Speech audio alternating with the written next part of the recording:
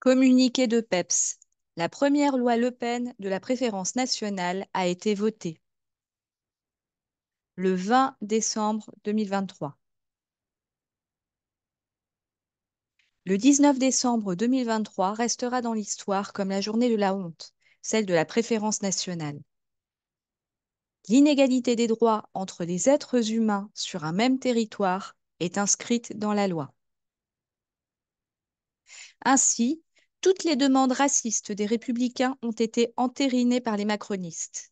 APL, AME, prestations sociales, droit du sol, hébergement des mineurs, centre de rétention, droit d'asile, OQTF, caution pour les étudiants étrangers, regroupement familial, déchéance de nationalité.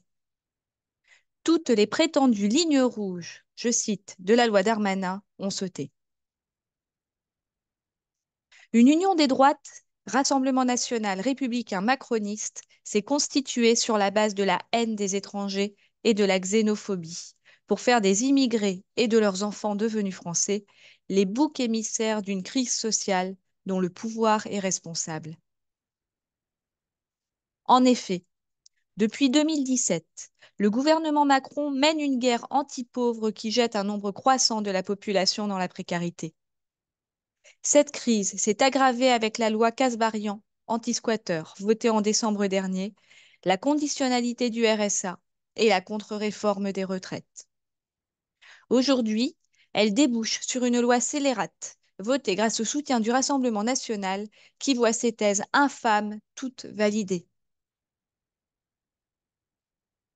Les mouvements migratoires, accélérés par la catastrophe climatique engendrée par le capitalisme, sont inéluctables.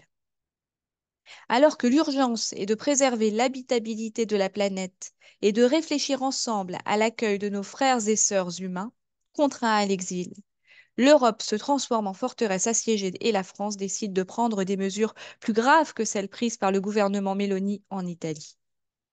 En plus d'être xénophobes et barbares, ces mesures sont inutiles. Rien ne peut empêcher un homme ou une femme de braver tous les dangers dans l'espoir d'une vie meilleure. Au prétexte de sécurité et de préférence nationale, le gouvernement attaque le socle de l'état de droit. Jamais dans l'histoire des lois de l'immigration, hormis sous le régime de Vichy, un gouvernement n'a été aussi loin. La Macronie est devenue le marchepied de l'extrême droite. Macron est devenu le petit Hindenburg de Marine Le Pen.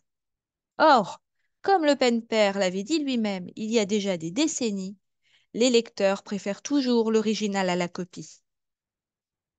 Le Rassemblement national et Reconquête ont remporté une grande victoire idéologique.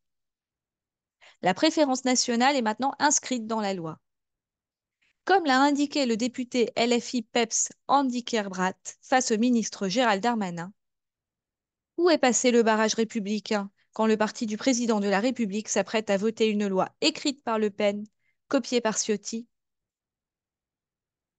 C'est ici et maintenant que nous devons nous préparer à la résistance contre les néofascistes.